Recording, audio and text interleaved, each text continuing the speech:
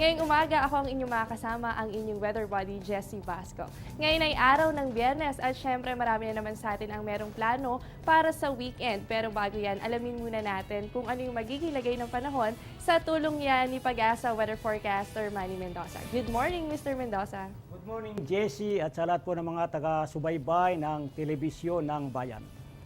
Mr. Mendoza, bilang panimula sa ating ulat panahon, meron nga napapabalita nga El Nino. Sa ngayon, ilan po bang porsyento na ang probability nitong El Nino? At sinasabi rin sa balita na meron itong pagkakatulad sa El Niñong naganap taong 1997. Maaari niyo po bang ipaliwanag ito?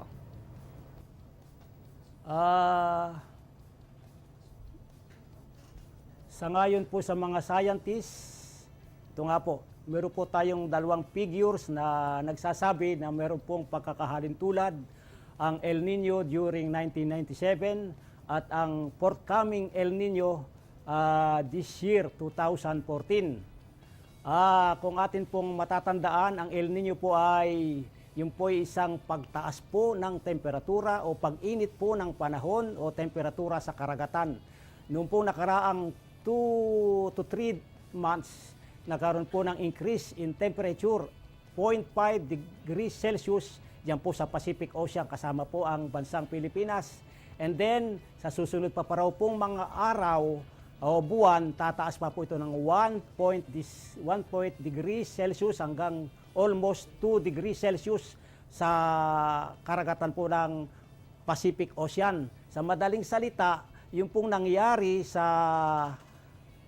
noong 1997, mauulit po ito sa year 2014. Sangayon po sa mga scientists at sangayon po sa mga climatologists all over the world, 65% po ang posibleng pagkakaroon po ng El Nino this year, lalong-lalo po sa simula po ng buwan ng Mayo, at ito po ay magpipik o magkakaroon po ng kasagsagan ng El Nino this month of October. Aabutin pa raw po yun ng first week o first 3 months ng taong 2015. Kaya tayo po ay maghanda, mga kapwa pamamayang Pilipino, sa posible pong maging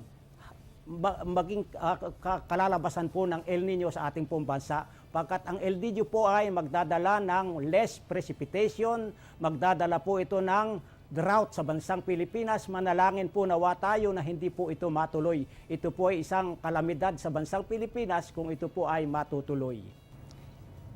Yan mga kababayan, ayon nga sa ating El Nino Watch ay meron na tayong 65% na probability mangyari nga itong El Nino at maaaring maapektuhan ang Pilipinas sa buwan ng Oktubre at inaasahan din na aabot pa ito sa mga susunod na buwan o sa susunod na 3 buwan ng taong 2015. Napapabalita na rin po ito nga pagkatunaw ng yelo dito sa may West Antarctic, Mr. Mendoza. Meron po ba ito nga panganib na maaaring maidulot sa karagatan na nakapaligid dito sa Pilipinas? Sangayon nga po sa balita, tulad nga po ng ating nakikita sa figure na yan, natutunaw nga po yung glaciers o makakapal na yelo sa West Antarctic.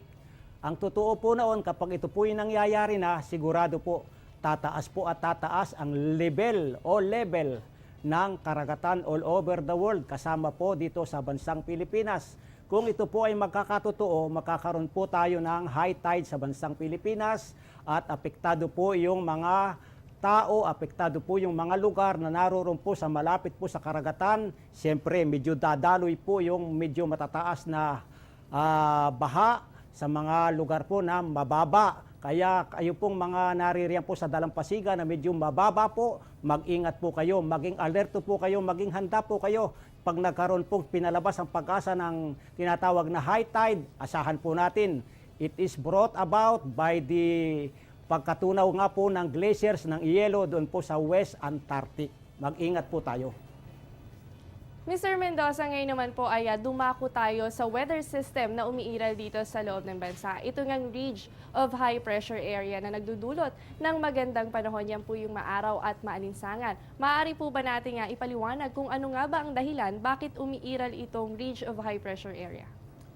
Ma'am Jessie, para po sa kaalaman ng lahat, yung pong ridge of high pressure area, yun nga po ay panahon or elongated area of high pressure, yun po ang ridge. And then nagdadala nga po ito ng maalinsangan, mainit at medyo maalinsangang panahon sa bansang Pilipinas. Ito pong ridge of high pressure area ay umiiral sa Northern Hemisphere during winter season. Ito po namang ridge of high pressure area ay umiiral sa Southern Hemisphere during winter season din po sa lugar na yaon. Sa atin pong bansang Pilipinas, umiiral din po itong ridge of high pressure area sa panahon po ng hot and dry season dito sa ating bansang Pilipinas. Lalong-lalo na nga po ngayong buwan ng Mayo at ito nga po'y umiiral o nagaganap ang ridge of high pressure area bago po sumapit ang panahon ng tag-ulan. Ang ibig pong sabihin, malapit na po yung tag-ulan, ang ridge of high pressure area ay atin pong nakikita, atin pong namamalas na nakaaapekto nga po sa Luzon dito po sa ating bansa Pilipinas. Kaya ang ridge of high pressure area ay nagbabadya ng maganda, maalinsangan at mainit na panahon. At ibinahagi nga sa atin ni Mr. Mendoza na umiiral nga itong ridge of high pressure area tuwing panahon ng tag-init. At Mr. Mendoza, dahil nga po ngayon ay nasa official pa rin tayong hot and dry season, maaari po ba natin nga ibahagi sa ating mga manonood kung ano ba yung mga ulap na nakikita natin tuwing panahon ng tag-init at ano ba yung maaaring o dala nitong panahon dito sa Pilipinas? Yes, tama ka roon,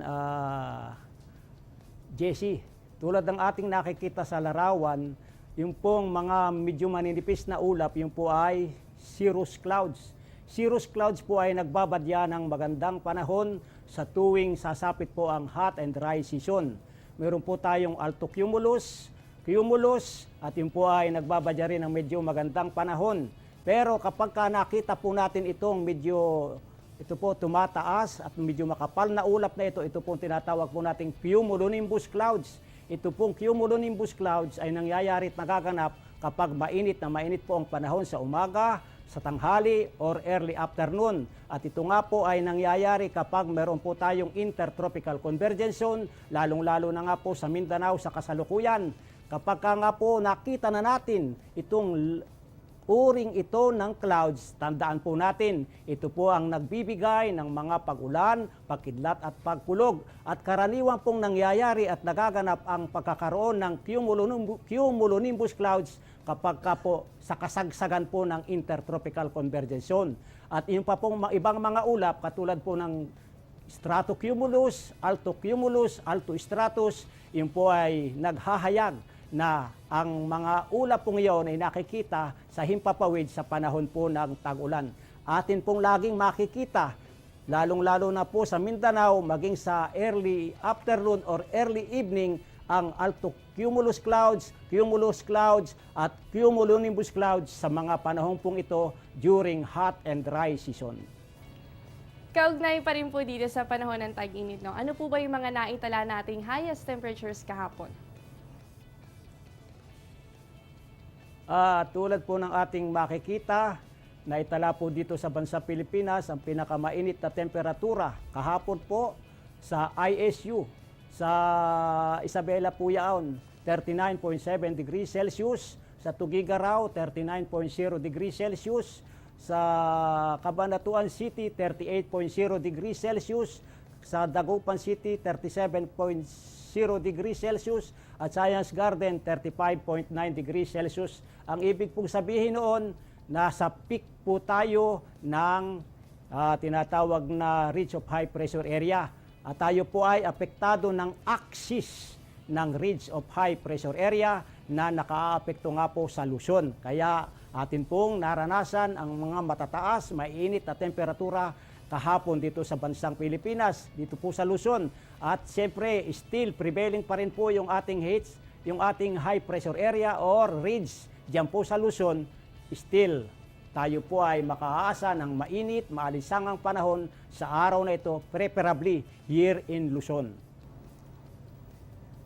At nga ngayong Mayo nga natin maitatala yung peak o yung mga matataas na temperatura dito sa bansa. At ayon nga kay Mr. Mendoza, yan ay dulot ng ridge of high pressure area na umiira lalo na dito sa may Luzon at Visayas. Follow-up question na lang po, Mr. Mendoza. Ano naman po ba ang inaasahan nating heat index o yung mararamdaman ng katawan natin? Dito po yan sa Metro Manila, Metro Cebu at Metro Davao. Tulad po ng ating makikita o nakikita, sa Metro Manila po, ang inaasahan po nating index or heat index, 39.2 degrees Celsius. Sa Metro Cebu, 38.5 degrees Celsius. Sa Metro Davao, 37.0 degrees Celsius. Ang ibig po sabihin, medyo mainit pa rin po ang ating panahon, maalinsangan pa rin po ang ating panahon, at yun po ay nagre-reflect sa atin pong pakiramdam. Kaya naman patuloy ang paalala namin dito sa Panahon TV na ugaliin na panatilihing hydrated ang inyong katawan dahil nga mainit ang nararanasan nating panahon ngayon. At panghuling katanungan na lang po, Mr. Mendoza, ano po ba ang aasahan nating lagay ng panahon sa mga susunod na oras base sa inyong 5 a.m. weather forecast?